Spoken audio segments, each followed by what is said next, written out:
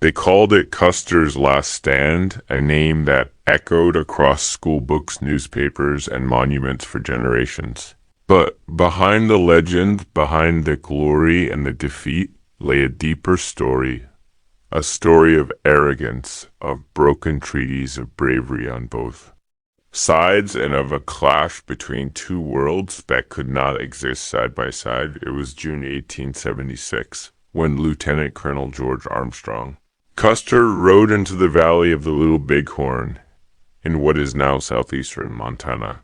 He led the 7th Cavalry, bold, proud, and confident in his command, a man who had once been the youngest general in the Union Army during the Civil War, who had tasted fame and praised it like sugar, who believed in destiny and in the righteousness of the American expansion across the West, but the land he entered was not empty. It was not his to take. It belonged to the Lakota Sioux and Cheyenne tribes who had come together in rare unity under leaders like Sitting Bull Crazy, Horse and Gall, to protect their way of life and the land they held sacred. It had been theirs for centuries, the rolling plains, the wild rivers, the buffalo herds moving like thunder across the grass, and they had seen enough of broken promises, of white flags that meant nothing, of treaties signed and then tossed aside when gold was discovered in the Black Hills, sacred ground promised to the Sioux.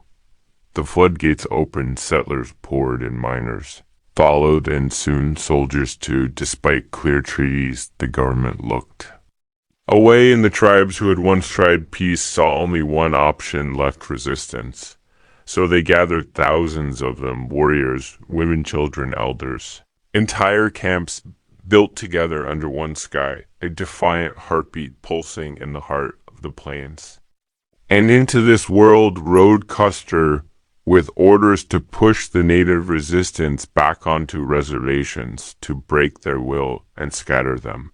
He did not expect what he found. He did not believe the scouts who told him the camp was large. He thought he could take them by surprise, divide and conquer as he had done. Before, his arrogance was his armor, his confidence, his shield. He split his forces 3 ways, sending Major Reno to attack from the south, Captain Benteen on a wide swing, and himself leading a direct strike from the north. He believed it would be over quickly, that the Sioux and Cheyenne would scatter in fear, but what he faced instead was an army of warriors, unlike anything the U.S. had encountered before.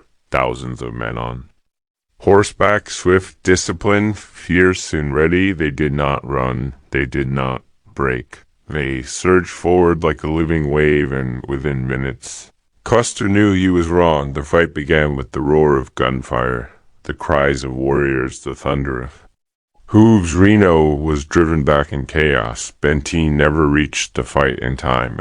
Custer, with 200 men, found himself surrounded, pinned on a ridge, now called Last Stand Hill. He fought bravely, so did his men, but they were outnumbered, outgunned, and outmatched. They died where they stood in the dust and blood, under a sky that bore a silent witness to the fall of a myth, some say.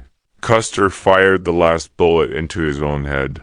Others claim he died fighting with saber, hand no one knows where.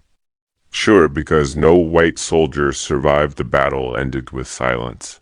The Sioux and Cheyenne mourned their own losses, buried their dead, burned the possessions of the fallen, to send them to the spirit world. They did not dance, they did not gloat. They knew what would come. They had struck a great blow, yes, but they knew the cost would be unimaginable, and they were right. The U.S. government, shocked and enraged by the defeat, unleashed its full military might within a year of the Great Gathering. At Little Bighorn had dispersed. Sitting Bull fled north to Canada crazy. Horse surrendered under false promises and was later murdered while under arrest. The tribes were hunted, scattered, and forced onto reservations. Their lands divided, their spirit wounded, And yet the Battle of Little Bighorn remained in memory and story and resistance, because in that brief moment, the tribes stood united and fought back and won, and they reminded the world that the West was not one. It was taken. Custer was buried with honors praised as a hero, monuments erected, songs written. But as the years passed, questions emerged. Had he ignored warnings? Had he rushed into battle without waiting for reinforcements? Had he underestimated the people he faced? History began to shift, as it often does, peeling back the layers of myth to reveal the complicated, flawed, and human truth. Custer was brave, yes, but also reckless. He believed in a version of America that left no room for the people who had lived on this land for centuries. And in his downfall, we see not just the failure of commander, but the tragedy of a nation that chose conquest over coexistence for the Lakota Sioux and the Cheyenne.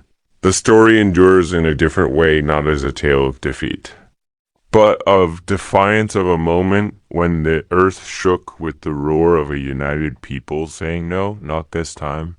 Not without a fight, and that spirit still lives on in the descendants of those warriors, in the songs passed down around fires, and the names carried with pride, and the prayers whispered to the wind under open skies. It lives in the refusal to forget, and the commitment to remember, and the strength to endure despite everything. The Battle of Little Bighorn was not just a clash of armies. It was a collision of beliefs, one side fighting to expand, the other to survive, one believing and manifest destiny, the other in the sacredness of the land. And for a brief shining moment, the side that was supposed to vanish rose up and made history. It was not a last stand, it was a beginning, a reminder that resistance is never futile, that voices once silenced can rise again.